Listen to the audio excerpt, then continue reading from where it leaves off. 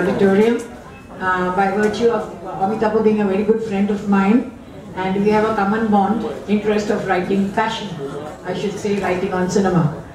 In certain areas he specializes because he belongs to a different occupation, and for him cinema is more, writing on cinema or writing on Soumitra Chatterjee is more out of love and not at all out of money. For me it's a very different matter altogether. I am passionate about cinema, and all the films mentioned here, I must have seen them at least 7-8 times each, except one which I happened to see only after I read the book.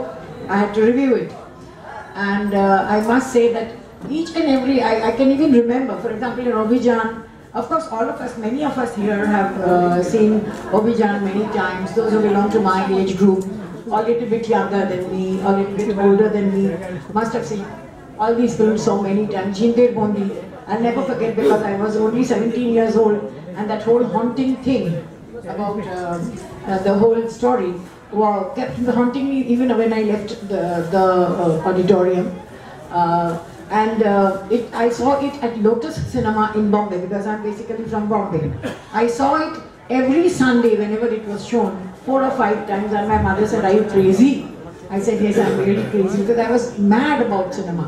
And I'm very happy to say today, looking back, all these 35 years that I've spent. বইটা লেখার প্রক্রিয়াটা 2000 অনেক বেশি ছিল। সৌমিত্র বাবু যেটা সমাধি বললেন, সৌমিত্র চট্টোপাধ্যায় সম্বন্ধে নতুন করে বলার তো কিছু নেই। ছোটবেলা থেকেই আমরা অনেকেই ওনার ভক্ত, ওনার অভিনয়ের ভক্ত। এবং একটা যেটা সত্যি মনে হতো যে ওনার সম্বন্ধে সেরকম ভাবে কোনো বই বা কোনো মূল্যায়ন সেভাবে হয়নি। এই বইটা কতটা করতে পেরেছি আমি জানি না, কিন্তু যেটা বক্তব্য সেটা হচ্ছে যে আমার যারা ফিল্ম ক্রিটিক বন্ধু আছেন, যারা কলকাতার বাইরের ফিল্ম ক্রিটিক বন্ধু, তাদের ভেতরেও দেখেছি সাধারণভাবে ওনার সম্বন্ধে একটা ধারণা হচ্ছে যে হি ইজ মোস্টলি আ রে অ্যাক্টর। তো এটা অস্বীকার করার কোনো জায়গা নেই, কিন্তু আমার যেটা সবসময় মনে হতো যে he is much more than a রে অ্যাক্টর। সুতরাং শুধুমাত্র সত্যজিৎ রায়ের ছবি 14টা চরিত্রে ওনাকে বেঁধে রাখলে সেটা সঠিক বিচার হবে না কখনো। তো সেইটা ছিল একটা যে, এবং আমি ওনাকে তাই জন্য বলেছিলাম যে 20টা চরিত্রের ভেতরে 13টা সত্যজিৎ রায়ের চরিত্র, মানে দুটো ছবি তো একই চরিত্র ফেলুদা, সুতরাং 13টা চরিত্র না রেখে আমরা একটু কম রাখার চেষ্টা করবো। এই করে 8টা চরিত্র রাখা হয়েছে। আর আরেকটা যেটা এই বইটার কয়েকটা চ্যাপ্টার, অন্য চ্যাপ্টার আছে, আমার মনে হয় না ভারতবর্ষে তো বটেই, পৃথিবীতেও কোনো এরকম অভিনেতা আছেন কিনা যিনি কবিতা লেখেন, কবিতার 15টার বেশি সংকলন আছে, যিনি 30টার ওপর তার নাটক আছে, যিনি পেন্টিং এক্সিবিশন করেন, যিনি পত্রিকা সম্পাদনা করেন, যার আবৃত্তির সিডি বোধহয় 500-র ওপর অন্তত। সুতরাং এইরকম আর কোনো অভিনেতা সারা পৃথিবীতে আছে কিনা আমি জানি না, পশ্চিমবঙ্গে যে নেই বা ভারতবর্ষে যে নেই, এই বিষয়ে আমি মানে খুব সঠিকভাবেই জানি। তো মনে হচ্ছে যে সেই ভদ্রলোক সম্বন্ধে যে কিছুই লেখাপত্র হচ্ছে না ইংরেজি, কারণ আমাদের আনফর্চুনেটলি ইংরেজি তো is the most red language, most communicated language.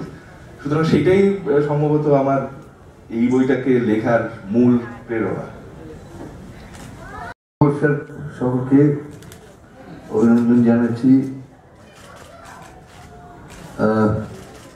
আজকে যে কাজটার জন্য আমরা এসেছি এখানে, আমাদের মনে হয় কার কি অভিমুখ সেটা ঠিক করে নেওয়া ভালো।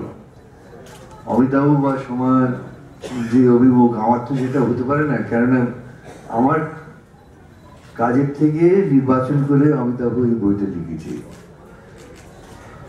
ও লিখেছে তো আমার তো কিছু করার নেই। ও ভালো লিখতে পারে, খারাপ লিখতে পারে, ভালো বলতে পারে, খারাপ বলতে পারে, আমাকে গালিগালাজ করতে পারে ওর বইতে, আমার কিচ্ছু করার নেই। আমার যদি একটু আগে একজন সাংবাদিককে আমি বললাম যে আমাকে এখানে এখনো কি কি চরিত্র তাড়া করে বেড়ায়, এটা উনি জানতে চাইছিলেন। তাই বলে আমি তো আত্মজীবনী বলতে আসিনি, আমি তো বইটা রিলিজ করতে এসেছি। সত্যি বইটা রিলিজ করতে এসেছি যেমন, তেমনি একটা দায় তো মানুষের থাকে।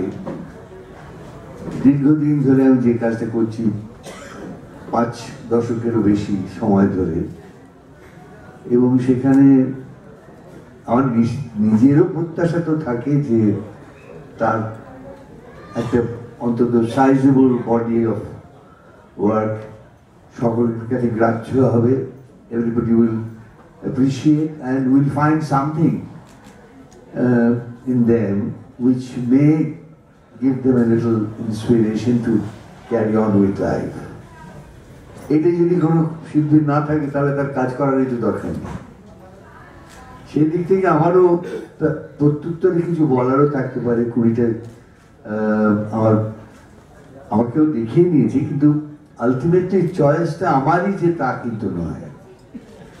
আমার অ্যাপ্রুভাল হয়তো তার পেছনে আছে, কিন্তু আমি যদি এরকম একটা বই করতাম তাহলে আমি সত্যি বলছি এটা কোনো একাল ছেড়ে বৃত্তির থেকে নয়, আমি প্রথমেই সত্যজিৎ রায়ের ছবিগুলো বাদ দিয়ে রাখতাম।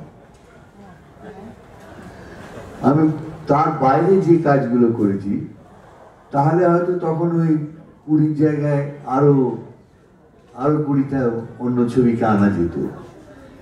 সবাই পৃথিবীর শুদ্ধ লোক জানে সত্যজিৎ রায়ের সঙ্গে আমার কোলাবোরেশনের কথা, পৃথিবীর শুদ্ধ লোক তা নিয়ে চর্চা করে, এখানে কতটা করে আমি জানি না।